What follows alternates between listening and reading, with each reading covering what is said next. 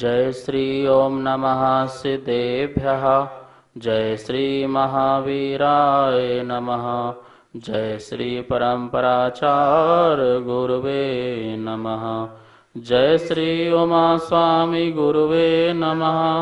जय श्री शांति सागर गुरुवे नमः। जय श्री विद्यानंद गुरुवे नमः। मोक्ष मार्गस्य नेतारं भेतारं कर्म भूभृतां ज्ञातारं विश्वतत्त्वानां वन्दे तद्गुणलब्धये। मङ्गलं भगवान् वीरो मङ्गलं गौतमो गणी मङ्गलं कुन्दकुन्दार्यो जैन धर्मोऽस्तु मङ्गलम्। तत्वाश्रुत परम मांगलिक ग्रंथ है आचार्य कुंद के पट्ट शिष्य आचार्य उमा स्वामी द्वारा यह विक्रम की प्रथम शताब्दी में लिखा गया। सूत्रात्मक शैली है, संस्कृत इसकी भाषा है, 10 अध्याय विभाजित है, 7 तत्वों का वर्णन है। हम सभी लोग 8वां अध्याय जिसमें बंद तत्व नाम का अधिकार समझ रहे हैं। इसमें आचार्य भगवान नाम कर्म के उत्तर भेदों के बारे में बता रहे थे। सूत्र नंबर 11वां है। एक बार सूत्र का उच्चारण करते हैं, आप लोग अपनी जिनवाणी में देखेंगे।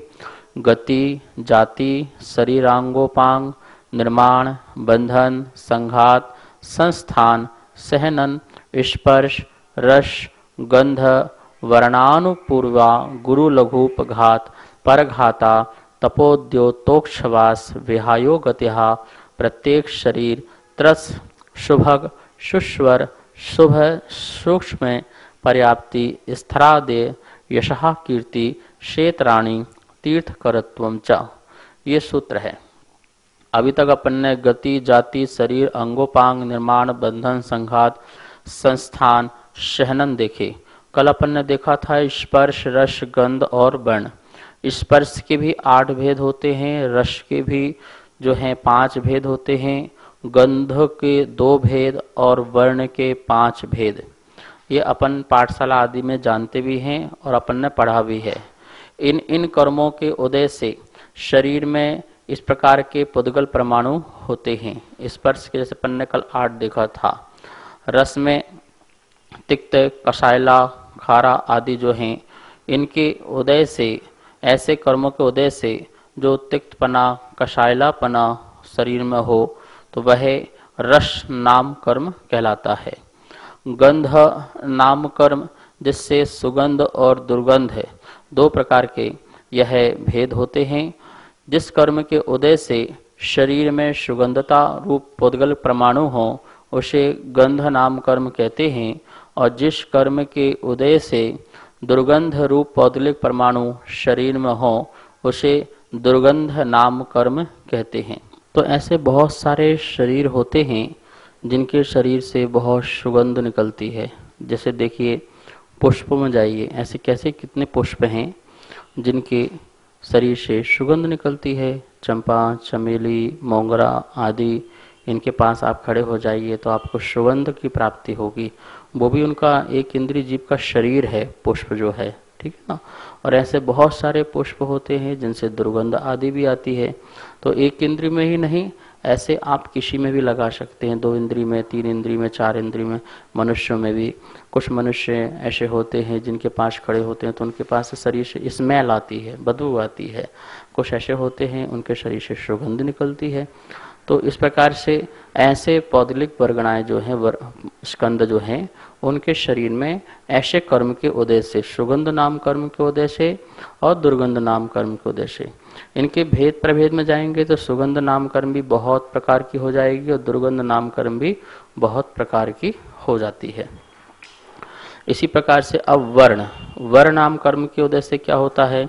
सफेद, काला, लाल, पीला, नीला, हरा, ये 5 मूल रंग हैं। और इसके अपन भेद प्रभेद करेंगे तो और मिक्स करेंगे तो असंख्यात लोक प्रमाण जो हैं कलर बन जाते हैं, रूप बन जाते हैं, रंग बन जाते हैं। तो इन वर्णों के नाम कर्म के उदय से शरीर का जो रंग ऐसा हो, जैसे किसी का काला रंग है, किसी का गोरा रंग है, किसी का पीला है। जैसे तीर्थंकर हैं, तीर्थंकर में 2 लाल हैं, 2 पीले हैं, 2 हरे हैं, 2 सफ़ेद हैं, 16 जो हैं वो पीले रंग के हैं और 2 काले रंग के हैं। तो इस प्रकार से उनके जो शरीर नाम कर्म में ये वर्ण नाम कर्म जो है, जिसके कारण इस प्रकार का शरीर के रूप रंग आदि होते हैं। अब वनस्पति में जाओ, कितने कलर दिखाई देंगे आपको। जानवरों में जाओ तो उनके शरीर के कितने विचित्र विचित्र प्रकार के शरीर के रंग आदि दिखते हैं। तो ये क्या है, वर्ण नाम कर्म का उदय होता है, जिसके कारण ऐसे शरीर में पौद्गलिक वर्गणाएं स्कंद जो हैं वो पाई जाती हैं, जिससे शरीर की इस प्रकार से रचना होती है काले, पीले, नीले आदि रंग की। तो यहाँ पर अपन ने देखा कि स्पर्श, रस, गंध और वर्ण ये चारों की चारों पौद्गलिक हैं और इनके उदय से शरीर में स्पर्श, रस, गंध, वर्ण आदि पाया जाता है। ये चारों के चारों गुण जो हैं आत्मा के नहीं हैं, चेतन के नहीं हैं। ये चारों गुण किसके हैं, पुद्गल के हैं। लेकिन इसमें आत्मा निमित्त बनती है ऐसे वर्णों को, ऐसे स्पर्श, रस, गंध, वर्ण को प्रकट करने में। अपने आप ही ये प्रकट नहीं होते हैं। अचेतन द्रव्य में तो स्वभाव रूप से स्पर्श, रस, गंध, वर्ण होता है, ठीक है ना। पुद्गल का एक परमाणु है, उसमें भी स्पर्श, रस, गंध, वर्ण ये तो उसका स्वभाव है, वो स्वभाव से रहता है। लेकिन जो कार्बन वर्गणाएं हैं वो आत्मा के निमित्त के मिलने से जो शरीर आदि की रचना होती है, नौकर्म वर्गणाएं, उनमें जो उत्पन्न होते हैं स्पर्श, रस, गंध, वर्ण, वो आत्मा की निमित्त से ही उत्पन्न होते हैं। ऐसी जो रचना है संसार में कोई कर नहीं सकता। संसार में विज्ञान चाहे कि हमारी जो स्किन है ऐसी स्किन बना के दिखा दे तो बना नहीं सकता। वो प्लास्टिक की बना लेगा, अन्य परमाणु मिला के बना लेगा, लेकिन ऐसी रचना नहीं बना पाएगा।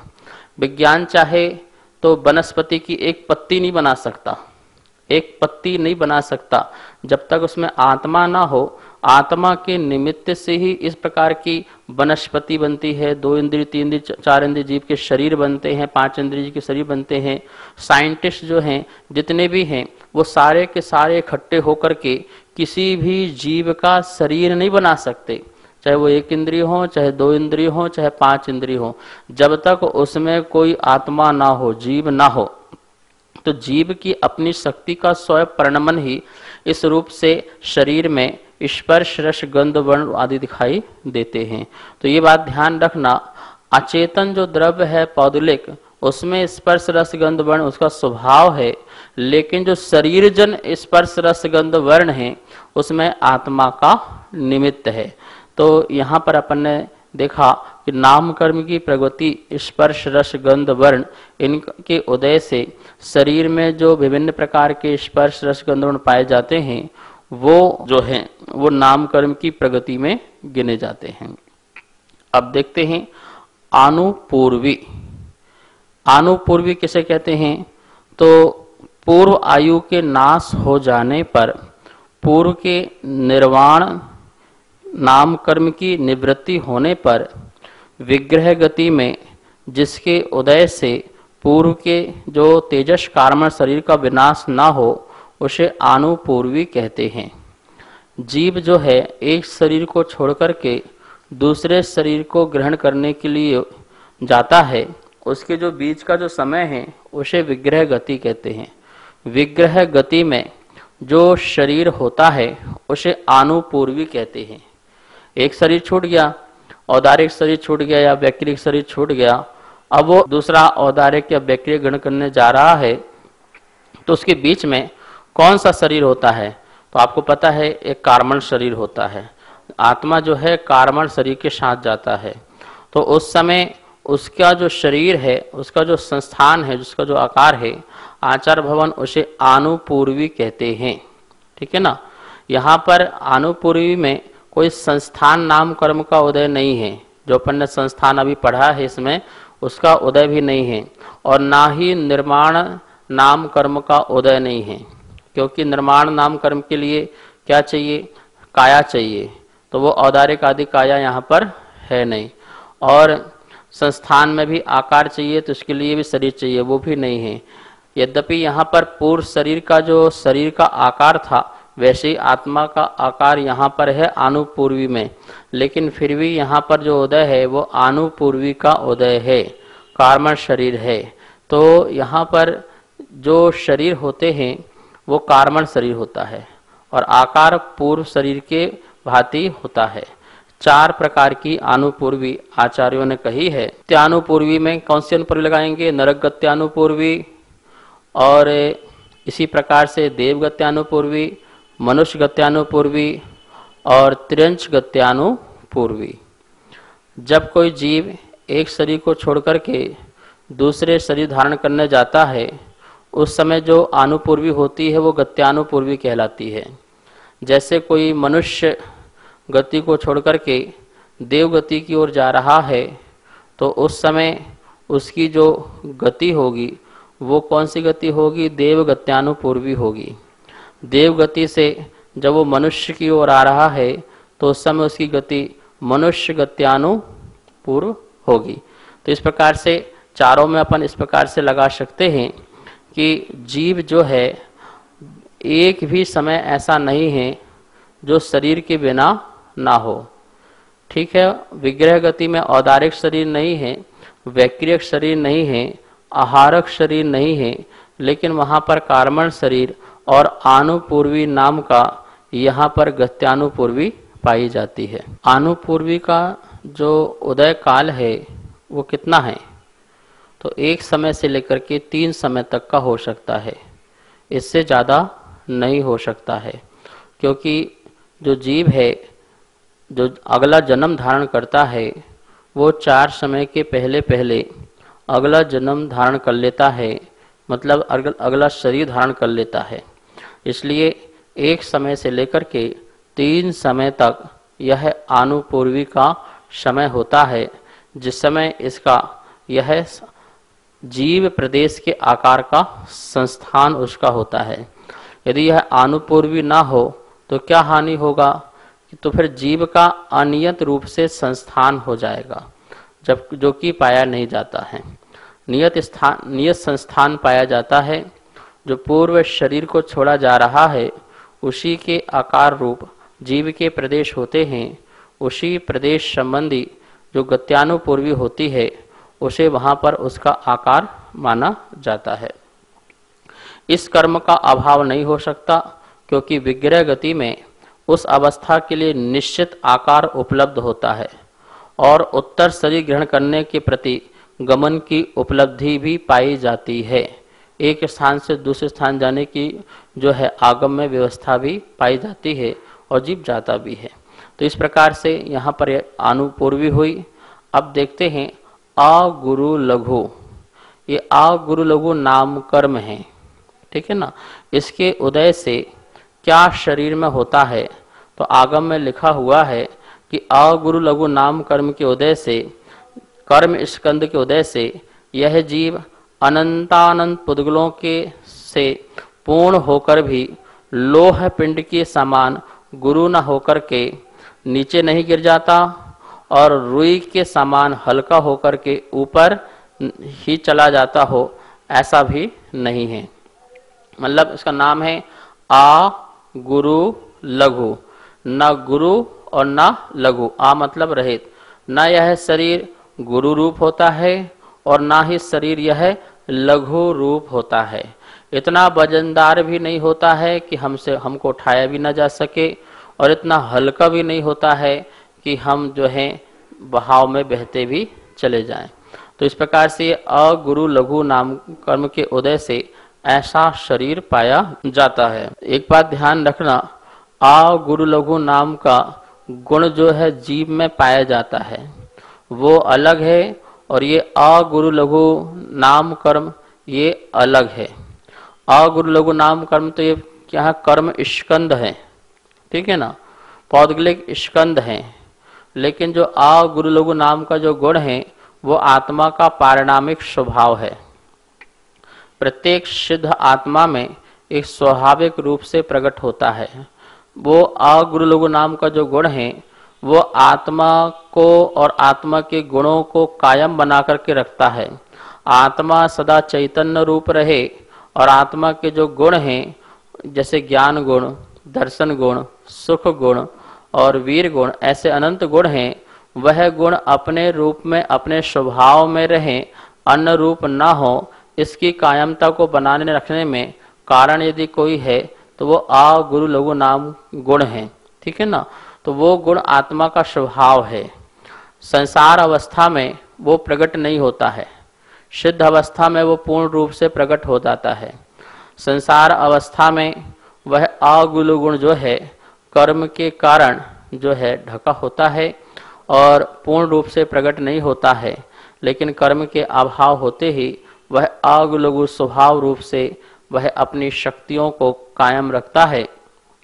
इस प्रकार से यहाँ कोई शंका करे कि अगुरु गुण तो जो है वो जीव द्रव्य में भी है, धर्म द्रव्य में भी है, अधर्म द्रव्य में भी है, काल द्रव्य में भी है, तो वो उसके उन द्रव्यों के अपने अपने स्वभाव से रहने वाला वह अगुरु गुण होता है।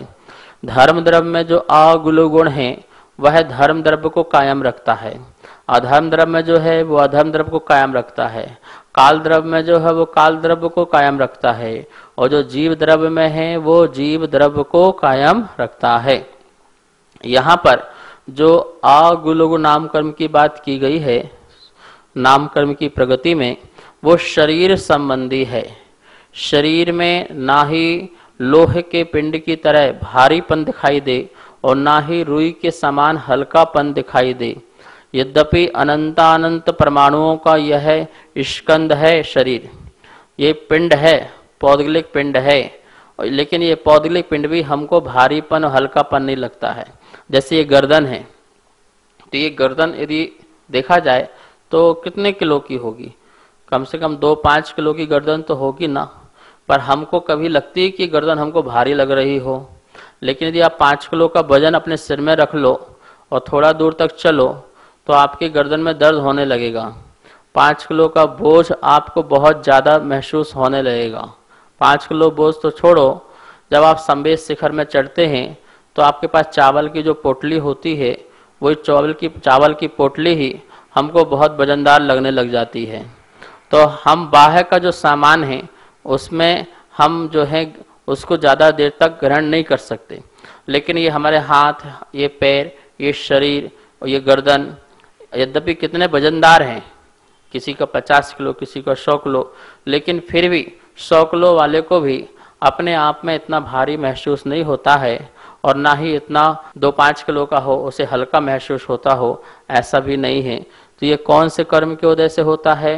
अगुरु लघु नाम कर्म के उदय से। जीव में पाया जाने वाला जो अगुरु लघु गुण है वह कर्म से परतंत्र जीव के जो है अभाव माना जाता है।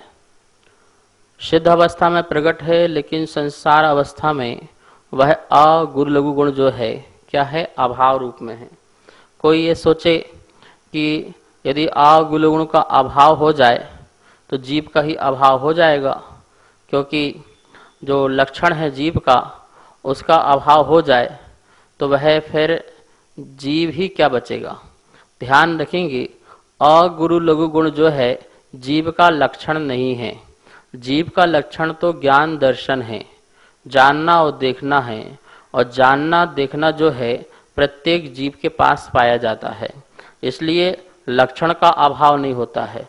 अगुरु लघु गुण जो है जीव का लक्षण नहीं है, वह तो अन्य द्रव्यों में भी पाया जाता है, इसलिए वो लक्षण नहीं बन सकता है। धर्म अधर्म आकाश काल में भी अगुरु लघु गुण पाया जाता है, इसलिए लक्षण ऐसा होता है जो लक्ष्य पर घटित हो। यह अन्न पर घटित होता है, इसलिए यह लक्षण नहीं बन सकता है। तो संसार अवस्था में अगुरु लघु गुण नाम का जो गुण होता है उसका क्या होता है? अभाव रूप से होता है। वह सिद्ध अवस्था में ही पूर्ण रूप से प्रकट होता है। अब देखिए यहाँ पर जो अगुरु लघु नाम कर्म की बात चल रही है, यदि वो ना हो, यदि उसका उदय ना हो तो जीव को, तो क्या होगा? जीव को फिर लोहे की तरह जो है भारीपन अपना शरीर लगेगा, अथवा तिनके की तरह शरीर हल्कापन सा लगेगा। लेकिन ऐसा देखा नहीं जाता, ना हल्का लगता है और ना भारी लगता है। इससे सिद्ध होता है कि शरीर में अगुरु लघु नाम कर्म का उदय पाया जाता है। अब आगे है उपघात नाम कर्म। किसे कहते हैं उपघात नाम कर्म? जिससे अपना ही घात हो उसे उपघात कहते हैं। ठीक है ना, समझ में आया? जहाँ स्वयं का घात हो, तो जिस कर्म के उदय से ऐसे पुद्गल स्कंदों की प्राप्ति हो जिसके कारण अपना ही घात हो जाए, तो उसे उपघात नाम कर्म कहते हैं। आचार्यों ने कहा है, जो कर्म अवयवों को जीव की पीड़ा का कारण बनता है, स्वयं की जीव के लिए पीड़ा का कारण बन जाए, वो उपघात नाम कर्म है। अथवा जीव पीड़ा के कारण स्वयं विषय, खड्ग, पास आदि द्रव्यों को जीव के लिए ढोता है, वह उपघात नाम कर्म है। यहाँ पर आचार्य भगवान कहते हैं, उपेत्यः घातः उपघातः, अपने घात का नाम उपघात है। जैसे कि आपके नाखून आदि हैं, तो कभी कभी आपको ही क्या बोलते वो नाखून लग जाते हैं, तो वह नाखून भी आपके लिए उपघात हो गए। ठीक है ना, आपके दांत ही आपके जीभ दांतों के बीच में आ जाती है, तो वह उससे कट जाता है, तो वह क्या हुए, आपके दांत ही आपके लिए दुख के कारण बन जाते हैं। तो इस प्रकार से यह व्यवस्था आप देखेंगे त्रियंचों में, कि त्रियंचों में जैसे बड़े बड़े सींग होते हैं, बड़े बड़े नाखून होते हैं, वो उनके लिए ही दुख के कारण बन जाते हैं। उनके सींग ही उनको ही स्वयं लग जाते हैं, कभी कभी उनके ही नाखून उनको ही कभी कभी छील देते हैं। तो इस प्रकार से ये उपघात नाम कर्म के उदय से शरीर में इस प्रकार के पौद्गलिक परमाणु होते हैं, जिससे जीव को स्वयं ही दुख रूप, पीड़ा रूप, कष्ट रूप की प्राप्ति होती है। आचार्यों ने उदाहरण दिए हैं कि जिसके उदय से उदबंधन और मरुस्थल में गिरना, वायु से गिरना आदि निमित्तक उपघात होता है, वह उपघात नाम कर्म है।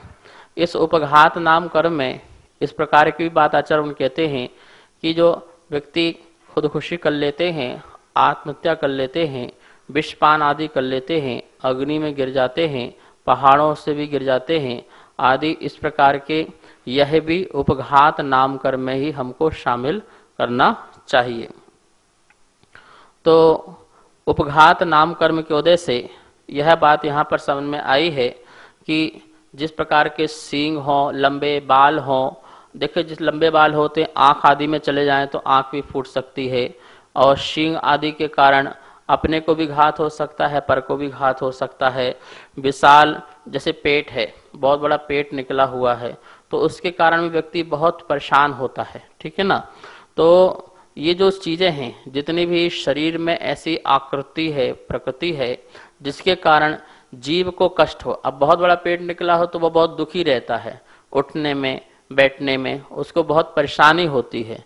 तो ऐसे शरीर की रचना होना जिसके कारण जीव को स्वयं कष्ट हो, स्वयं को पीड़ा हो रही हो, अब उसको चलना नहीं आ रहा है, बैठना नहीं आ रहा है, उठना नहीं आ रहा है, बोलना नहीं आ रहा है, ये सब क्या है, कष्ट के कारण हैं।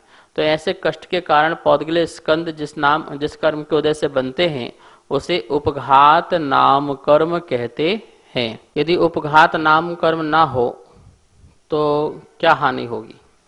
देखिए, यदि उपघात नाम कर्म ना हो तो शरीर में जो बात है, पित्त है, कफ है, इनके विकृत होने पर जीव को पीड़ा नहीं होना चाहिए। जीव को पीड़ा होती है ना, बात पित्त कफ ये बिगड़ जाए, शरीर में अनेक प्रकार की जो वायु हैं वो यहाँ वहाँ होने लग जाएं, तो बहुत दर्द होता है, बहुत पीड़ा होती है। तो किसके कारण? सिर में दर्द हो रहा है, पेट में दर्द हो रहा है, घुटनों में दर्द हो रहा है, जोड़ों में दर्द हो रहा है, शरीर में अनेकों प्रकार से कष्ट होते हैं, बीमारियां होती हैं। ये सब क्या है? इन सब में हमारा वेदनी कर्म, जो असाता वेदनी कर्म है, वो तो निमित्त है ही है, लेकिन यहाँ पर उसके साथ साथ सहकारी रूप से उपघात नाम कर्म भी कारण है।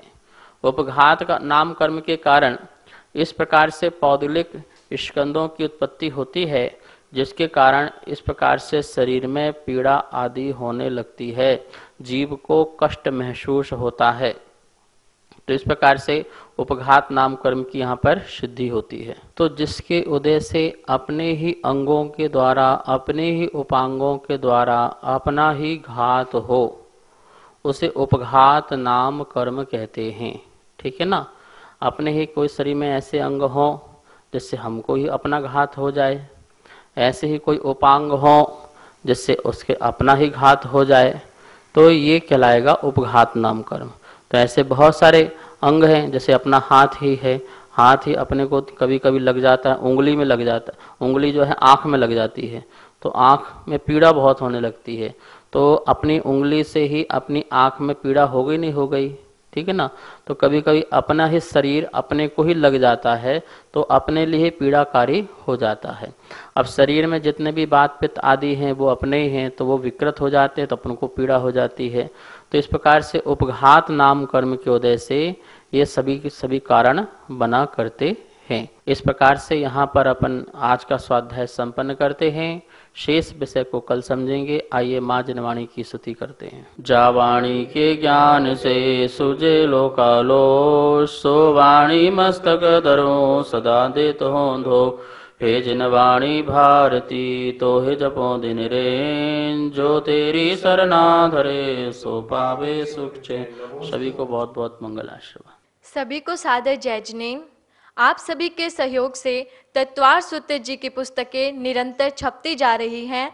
तत्वार सूत्र जी के 5वें अध्याय की पुस्तक छप के आ चुकी है तथा 6ठे अध्याय की पुस्तकें छपवाने में आप अपना सहयोग दे सकते हैं। आप सभी जैन पाठशाला का आनंद ले रहे हैं तथा ज्ञानार्जन कर रहे हैं। जैन पाठशाला निरंतर इसी प्रकार चलती रहे, इसके लिए आप जैन पाठशाला के पुण्यार्जक बन सकते हैं। 1 महीने के लिए, 3 महीने के लिए, 6 महीने के लिए अथवा 1 वर्ष के लिए आपके नाम तथा फोटो पारस चैनल के माध्यम से प्रसारित किए जाएंगे। आप नीचे दिए गए नंबर पर संपर्क करें। जय जिनेन्द्र। मैं आरती जैन।